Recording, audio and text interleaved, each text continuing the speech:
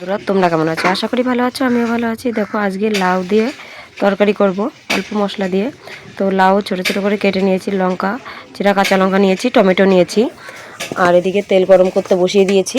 আর এই যে জ্যান্ত কই মাছ মা কেবল কেটে দিল, আমি কই মাছ কাটতে পারি না। তো এখন আমি ভাজা করে নেব মাছগুলো। জ্যান্ত কই মাছ দিয়ে রান্না হবে লাউ তরকারি। ফার্স্ট থেকে লাস্ট পর্যন্ত ভিডিওটা দেখো বন্ধুরা। কই মাছটা দেওয়ার সঙ্গে সঙ্গে উল্টে না দিলে জ্যান্ত মাছ তো বেঁকে বেঁকে যায়, মনে হয়ে যায়। দেখো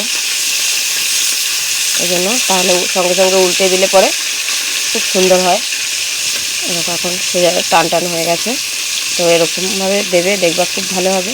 তো ভাজা করে নিই মাছটা প্রথম। এখন মাছ ভাজা তেলে আমি আলুটা দিয়ে দেবো, লম্বা লম্বা করে সরু সরু করে আলুটা কেটে নিয়েছি। তো আলুটা ভাজা করে নেবো বন্ধুরা। আলুটা ভাজা হয়ে গেছে, তো আলুটা সাইড করে রেখে এখন আমি ফোড়ন দিয়ে দেবো। তো দেখো নিয়েছি জিরে, শুকনো লঙ্কা আর তেজপাতা নিয়ে ফোড়নটা দিয়ে দেবো।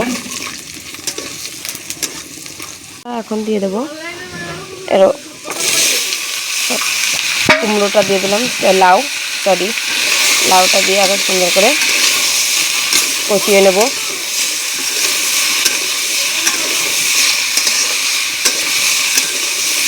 এখন লবণ দিয়ে দিচ্ছি, কষাতে থাক দেবো, হলুদ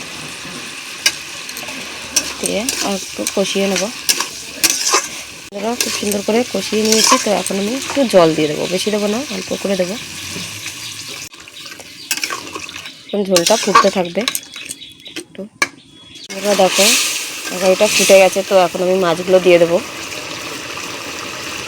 সব মাছ একটু নাড়াচাড়া দেবো, আর একটু হবে বন্ধুরা। হয়ে গেছে, তো এখন আমি দেখো দিয়ে দেবো ভাজা মশলা, চিনি আর ধনেপাতা দিয়ে এখন নাড়াচাড়া দিয়ে নামিয়ে দেবো। তো কেমন লেগেছে অবশ্যই কমেন্ট করে বললো, ভালো লাগলে সাবস্ক্রাইব করে পাশে থেকো। লাউ দিয়ে অল্প মশলা দিয়ে করলাম।